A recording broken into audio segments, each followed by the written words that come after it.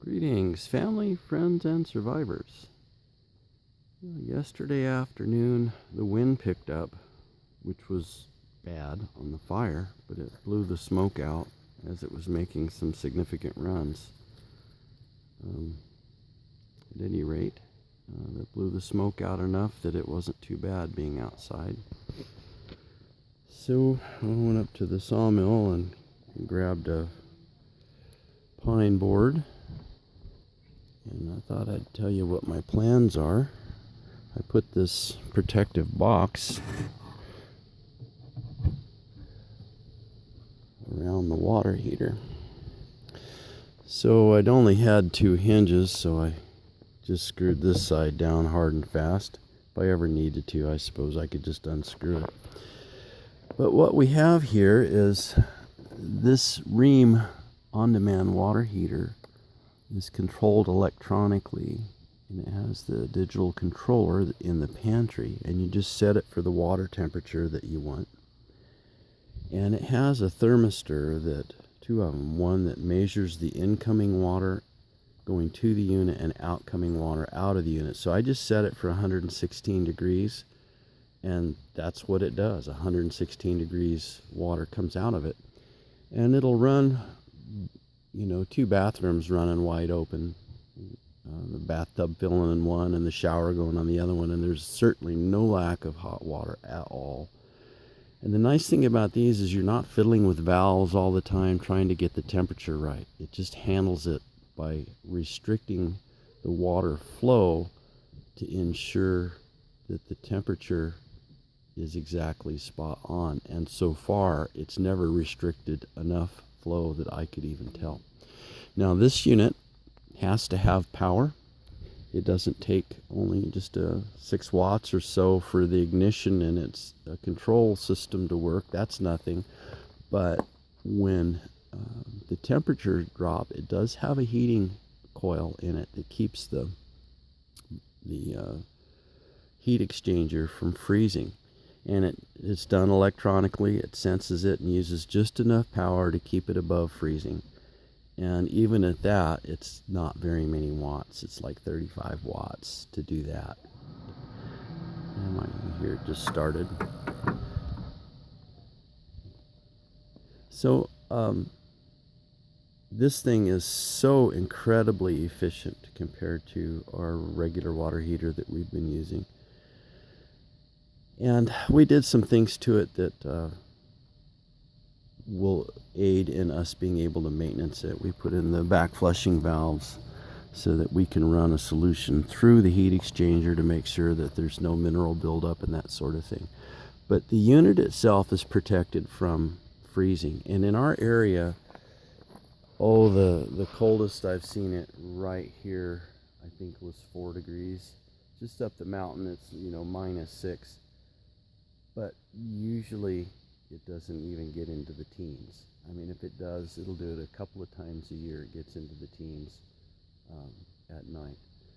Sometimes you get a major cold snap. I've seen 4-degree nights and I think 19-degree days, and it lasted 3 weeks. But that's rare. That just doesn't happen very often. Usually, in this area, if you bury a water pipe 2 feet deep, that's enough. And I know some of you, where you live, 6 feet's barely enough, but here 2 feet deep is enough. So just insulating the water pipes like this usually is enough. But you see these brass bypassing valves are exposed. So what I'm going to do is, in the wintertime, I'm just going to take this whole area and I'm just going to stuff it full of R30 insulation and then take it back off in the spring. It has to pull its fresh air in here, and right now you can feel the fan and hot air coming out here. And the outside of this is always cool to the touch. And since we have an off-grid living situation here, there's always power to the unit, so there's no risk of the unit freezing because there's always power to it. So my dad installed the same unit at a friend's house, and I helped them put in their gravity feed system for their water.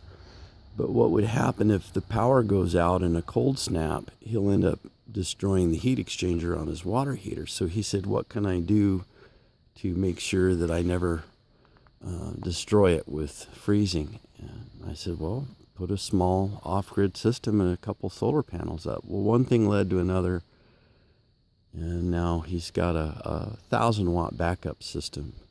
I need to complete some wiring over there. The panels are on the roof and the wires are run, and most of the components are hung on the wall in his barn. And that way, if the power goes down, he won't destroy his water heater.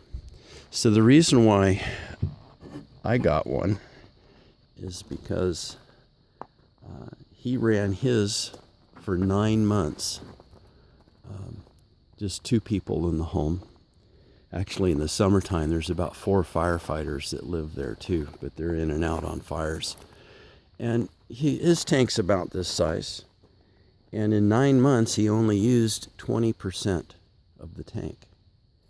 Well, we fill this one twice a year, and our water heater was the #1 abuser.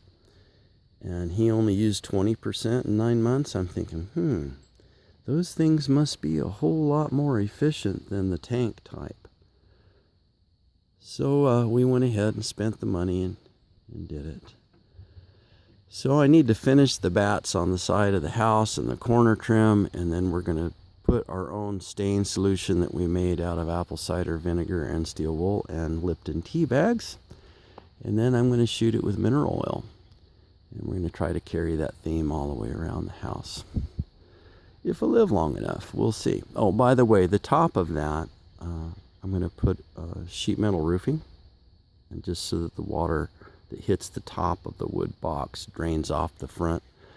But you can't have it totally enclosed. I mean, it doesn't seem like it'd be a good idea since there is fire inside of the box. I wouldn't want to do anything that would increase the risk of fire. So it's got a good airspace all the way around it. And yeah, I suppose rain coming in out of the west will drive right down and hit that opening, but it's designed to mount outside on the wall in the weather. Okay, and it's got its however many year warranty doing that. So I figure any kind of enclosure I put on it that doesn't impede its operation will just help it last longer. All right, well, that's it. Something other than fire to talk about. Have a blessed day.